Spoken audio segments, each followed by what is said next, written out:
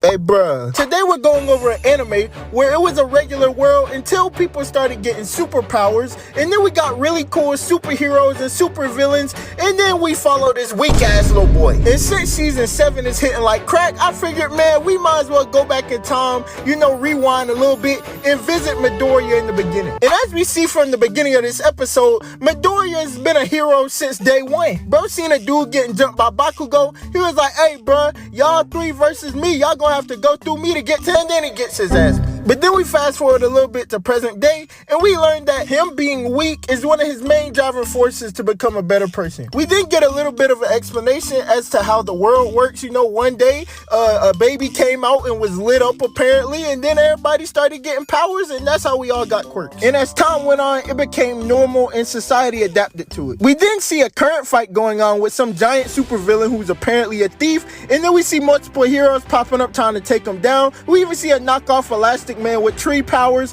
but then the villain ends up getting clapped by some giant girl who is also teasing her ass.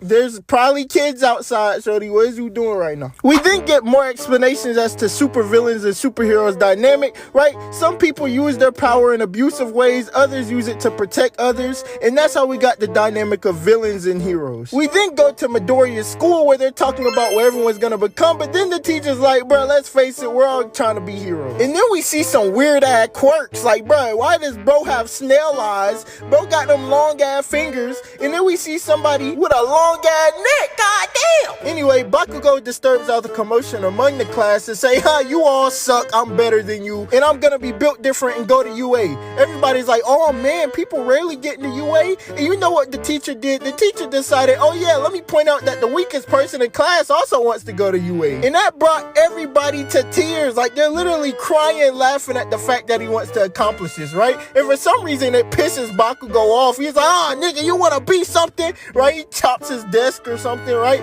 And then presses him again like he's been doing Midorya his whole life. We go back to town, and then there's apparently some slime monster dude who's causing mayhem across the town. And we see some ugly-ass stick figure dude turn into All Might. Bro, I remember when I first seen this, bro, I was absolutely disturbed. But we're not going to talk about that right now. We go back to Deku writing down things about being a hero. Bakugo presses him about it. Bakugo's friends is laughing about it.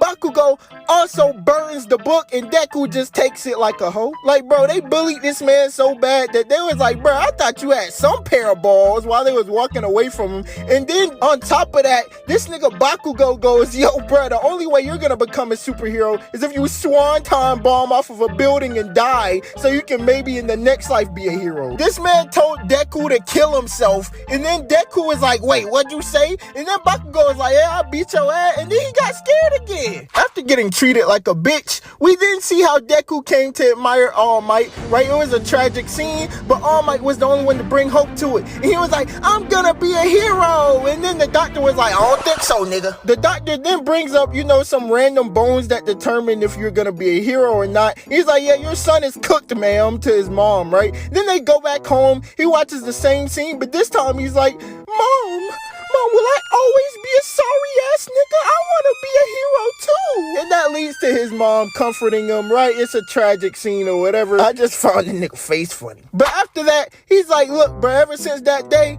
I decided I was going to be that nigga, right? He starts singing in the freaking tunnel, right? He's like, oh yeah, I'm going to be that dude. But then the slime monster comes out from earlier. He's like, oh yeah, nigga, I'm finna get in your mouth. I'm taking your body paws. But then we see All Might come to save the day. He has his little dialogue, right? And then knocks the slime monster. After he saves him, right? Deku is amazed that All Might's right in front of him, right? He starts bending over for him, kind of pause.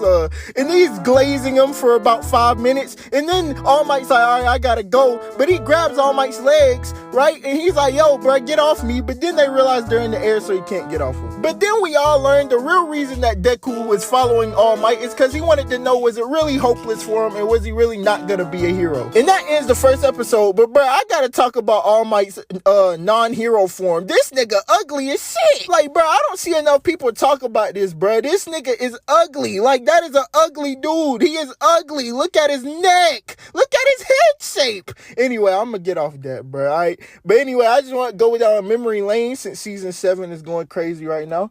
That's pretty much it, to be honest.